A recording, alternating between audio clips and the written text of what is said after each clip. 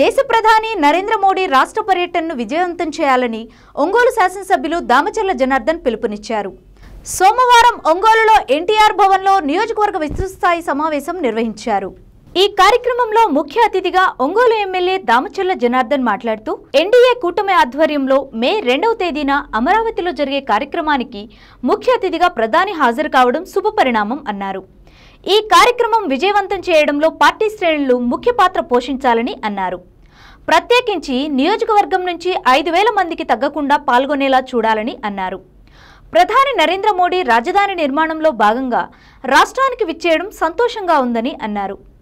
ఈ కార్యక్రమంలో నగర అధ్యక్షుడు కొటారి నాగేశ్వరరావు, మున్సిపల్ మాజీ చైర్మన్ మంత్రి శ్రీనివాసరావు, జిల్లా అధికార ప్రతినిధి బండారు మదన్తో పాటు పార్టీ శ్రేణులు, మహిళా నాయకులు, ఒంగోలు రూరల్, కొత్తపట్నం మండలం, నగరానికి చెందిన పార్టీ నాయకులు, కార్యకర్తలు హాజరయ్యారు. 2 డివిజన్లకి ఒక సచివాలయం కానీ ఆపుంటారు పోలీసు వాళ్ళు. ఇదంతా ఈసారి మన గవర్నమెంట్, మన రాజ్యం, అది మీకు ఎక్కడ ఇబ్బంది ఉండదు. నేరుగా కూడా దాని ముందు 2 రోజుల ముందు మీకు అన్నీ కూడా చేస్తాం. వాలంటీర్స్ ఎవరైనా చేస్తాం. దాని తగ్గట్టుగా అందరూ కలిసి ఒక దగ్గర ఉన్నారు అంటే మీకు ఇబ్బంది లేకుండా ఉంటుంది. మళ్ళీ రిటర్న్ రావడానికి అన్ని ఇబ్బంది లేకుండా అన్నీ కూడా జాగ్రత్తలు తీసుకుంటారు. అదేం ప్రాబ్లం లేదు. అది చూద్దాం. ఏమి ఇచ్చారు? అందరు ఇప్పుడు ఇచ్చారంటారు.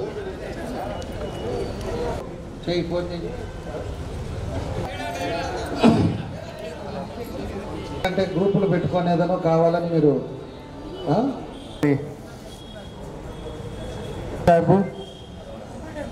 ఏంటి?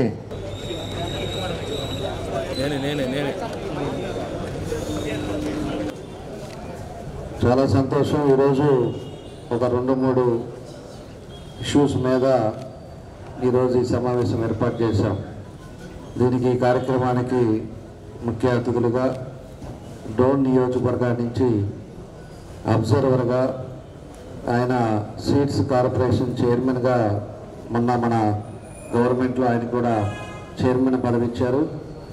అదేవిధంగా మొన్న ఎన్నికల్లో ఫస్ట్ సీట్ అనౌన్స్ చేసింది 24లో ఆయన సీటే, కర్నూలు జిల్లాలో. కాకపోతే మళ్ళా ఈక్వేషన్స్లో ఆయనకి బాబు గారు ఇవ్వలేకపోయారు, సీనియర్ నాయకులు. అదేవిధంగా డోన్ నియోజకవర్గ ఇన్ఛార్జ్గా కూడా పనిచేశారు. అదేవిధంగా రాష్ట్ర పార్టీ కార్యనిర్వాహక కార్యదర్శిగా కూడా పార్టీకి సేవలు అందించారు. వాళ్ళని ఈరోజు మన నియోజకవర్గంలోకి రావటం చాలా సంతోషం. మనస్ఫూర్తిగా మనందరి తరఫున ఆయనకి అభినందనలు, శుభాభినందనలు కూడా తెలియజేస్తా ఉన్నాం.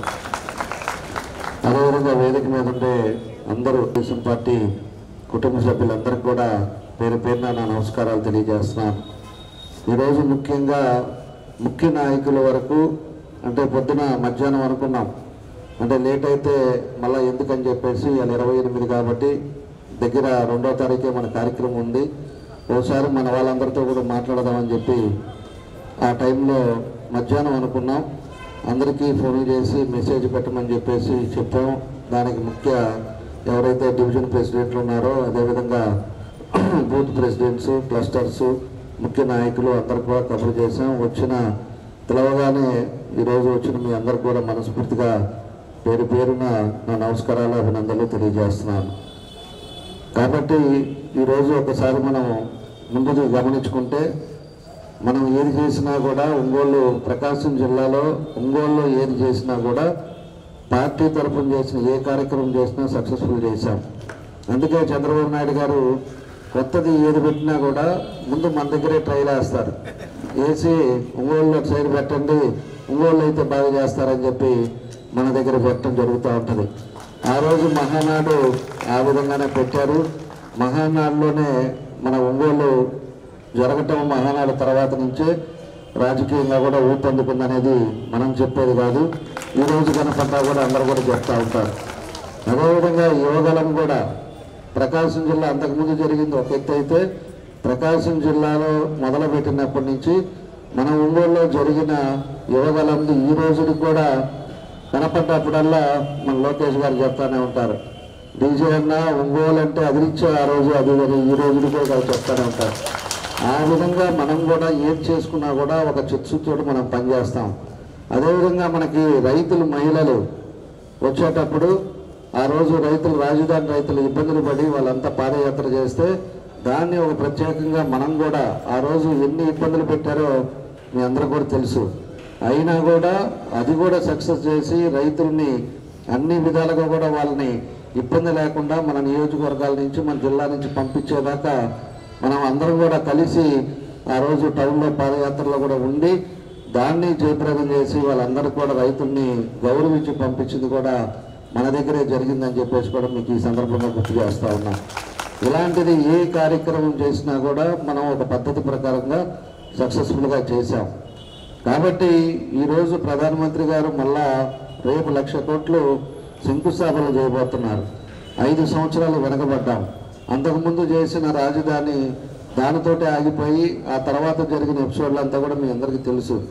కాబట్టి ఆయన వస్తున్నారు కాబట్టి మన బాధ్యతగా మనం కూడా అందరం కూడా కలిసి వెళ్ళాల్సిన బాధ్యత మనందరం మీద ఉంది. ఖచ్చితంగా 5,000 మనకు టార్గెట్ ఇచ్చారు. 5,000 మందిని మనం ఒక పద్ధతి ప్రకారంగా ఏ డివిజన్కి ఎంతమంది వస్తారు, లేకపోతే ఏ విలేజ్కి ఎంతమంది వస్తారు మండలాల నుంచి, దాన్ని కూడా మీరందరూ కూడా ఒకసారి కూర్చొని ఎక్సర్సైజ్ చేసి దానికి అన్నీ కూడా పేర్లు ఇవ్వండి.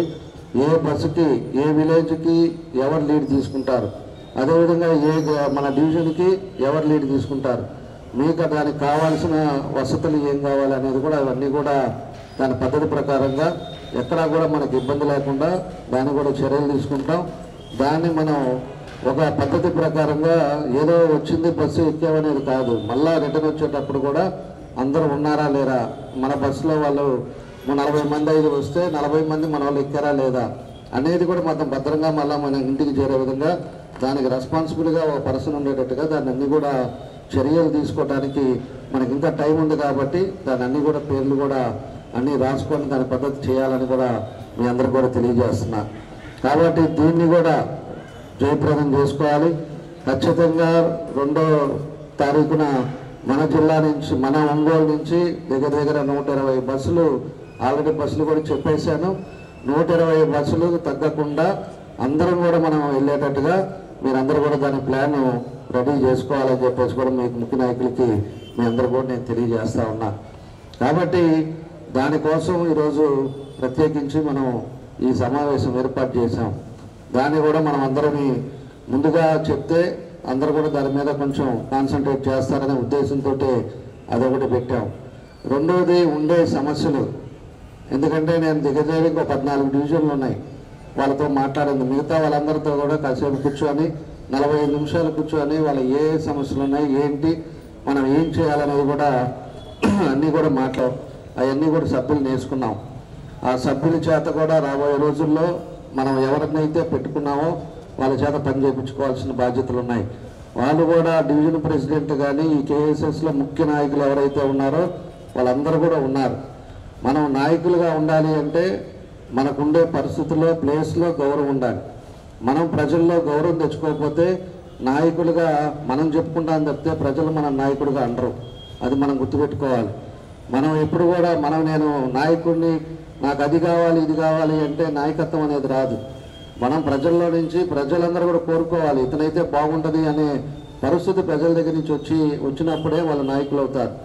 ఆ విధంగా నాయకత్వంగా కష్టపడి ప్రజల్లోకి వెళ్ళాల్సిన అవసరాలు ఉంటాయి. ఈరోజు ఉండే పరిస్థితుల్లో 5 సంవత్సరాలు మనం అపోజిషన్లో ఉన్నాం.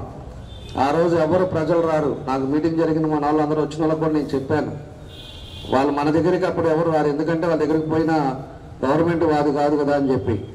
ఈరోజు మనం అధికారంలో ఉన్నాం. ప్రజలకి ప్రతి ఇంట్లో సమస్యలు ఉంటాయి. ప్రతి ఇంట్లో వాళ్ళకి కుటుంబ సంవత్సరం అవ్వచ్చు, కార్పొరేషన్ అవ్వచ్చు, రెవెన్యూ అవ్వచ్చు, ఏదో ఒక విధంగా సమస్యలు ఉంటాయి. వాళ్ళు తిరిగి